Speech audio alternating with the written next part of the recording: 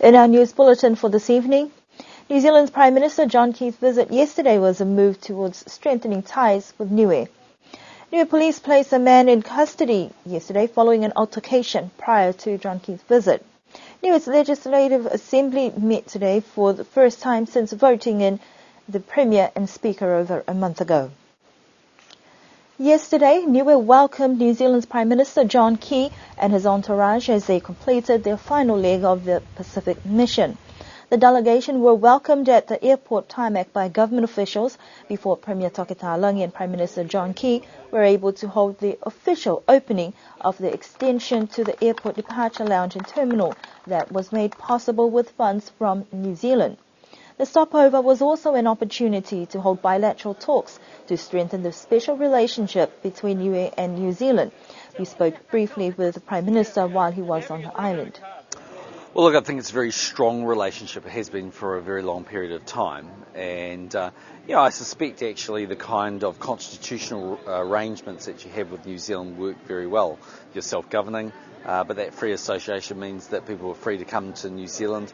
And in return for that, New Zealand takes its aid responsibilities in Niue very seriously. So on a per-person basis, we put in very, very significant amounts of aid into Niue.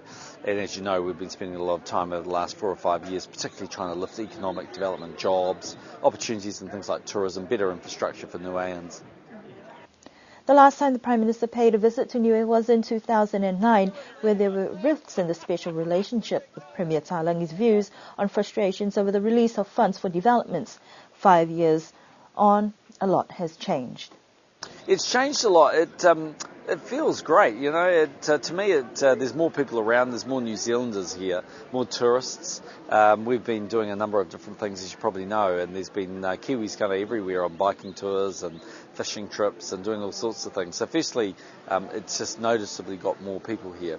But I think secondly, actually, the infrastructure feels in really good shape to me. I haven't been to Matavai yet, but I saw the resort when we flew over, and it's obviously the expansion that's taken place, and people seem in good heart. So, there's always more to be done, but it's lovely to be back at Niue, and the people are fantastic. During a media stand-up questions and answers session at the Niue Tourism Office, Premier Tokitalangi also expressed his gratitude to New Zealand and the government's vision for future developments. I'm very pleased that we will continue our partnership. He has been instrumental, and his government has been instrumental in allowing us to meet our ambitions of building a strong economy and also building the infrastructure that we need to ensure that, in fact, that economy will continue to grow. We have ambitions to become self-sustaining in the long term, and contributions from our partner New Zealand has enabled us to show people that we can do that, and we will continue to grow that. So I'm very, very pleased, and thank you very much. Our task at the present moment is to use tourism to try to create opportunities so that people in New Zealand or anywhere around the world that Niueans are living in will consider Niue again as a place for them to come back and live in. We've stabilised the population over the past 5 years. We're hoping to continue to stabilise the population and build it over the next 5, 10, 15, 20 years. You can't fix something that has happened over the past 40 years in just 2 years. So therefore our ambition at the present moment is to continue to work on providing opportunities here for Niue through tourism as main driving force to ensure that they can look at Niue and return. We are finding evidence at the present moment that they are returning in small numbers, and that's part of the reasons why the population is still at 1,600 rather than dropping further. These desires appear to have registered with the New Zealand government as Prime Minister John Key announced that they would be investing a further $1 million to tourism developments and $250,000 for renewable energy research over the next 5 years. After the short press conference, the delegation retreated to a quick trip around the island to some of the project sites at Niue Power, past the Taonga Niue office, the new site for the Niue Primary School, Hakupu Village, the Vaia Nonu Farm, and then the tour took a brief stop at the Avasele Canoe Project, where the Prime Minister put his craftsman skills to the test, but opting to leave it to the professionals. The afternoon was packed with a number of engagements that also included a questions and answers session at the Niue High School before the Prime Minister and his delegation departed the island in the afternoon just after 6. Niue was the final destination for John Key's Pacific Mission visit for 2014. Yesterday morning, a man was placed in prison following an altercation with police officers. It is alleged that the individual was attempting to exercise his right to freedom of speech in a protest of sorts, a move that had not been approved by police. The protest was intended and timed specifically for the visit of John Key and his delegation, and reports from Radio New Zealand International stated that the man was assaulted by 2 police officers. We spoke with the Chief of Police to clarify the situation. The officers had the opportunity to speak to him. He had the opportunity to explain himself to the police officers, but instead of that, he did get into a confrontation with the police officer at the time, and at the time the officers took certain actions to defute the situation. We've heard that his actions may have been provoked by the fact that the police were trying to forcibly remove his messages. Well, that's yet to determine. Like I said, we're still looking into the matter with the police officer involved, and also we haven't quite carried out the investigation with the person involved.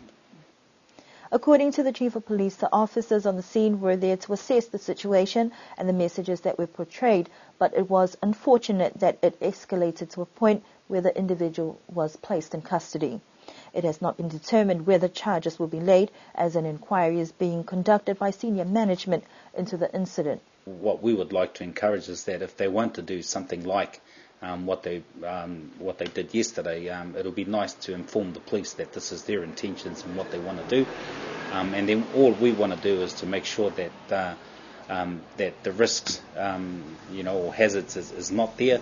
If they're going to do it peacefully and quietly, we will be happy to to let them go about their way.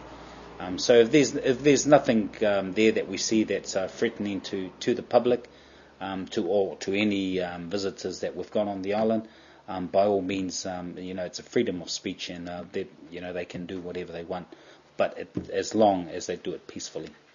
The man was later released in the evening following the departure of the Prime Minister's visit. We tried to contact the individual involved, but were unable to contact him for a response. The 15th Niue Legislative Assembly met today for their first meeting since voting in the new Speaker of the Assembly and the Premier over a month ago.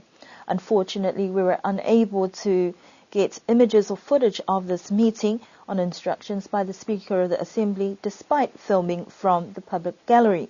In the past, it has been practiced that filming could be done from the public gallery, and special permission was sought for filming only inside the main chambers of the meeting room. However, the main issues during today's meetings, Premier Tokitalangi confirmed the appointment of Ministers of Cabinet and their portfolios. Members then proceeded to discuss the appointment of members onto the select committees that include the House Committee, Public Expenditure Committee, Bills Committee and the Commonwealth Parliamentary Association Niue branch. Speaker of the House of Assembly, Tongia Valupihingia, made a judgment that members of the Assembly needed to be present to accept whether they wanted to be on one of these committees.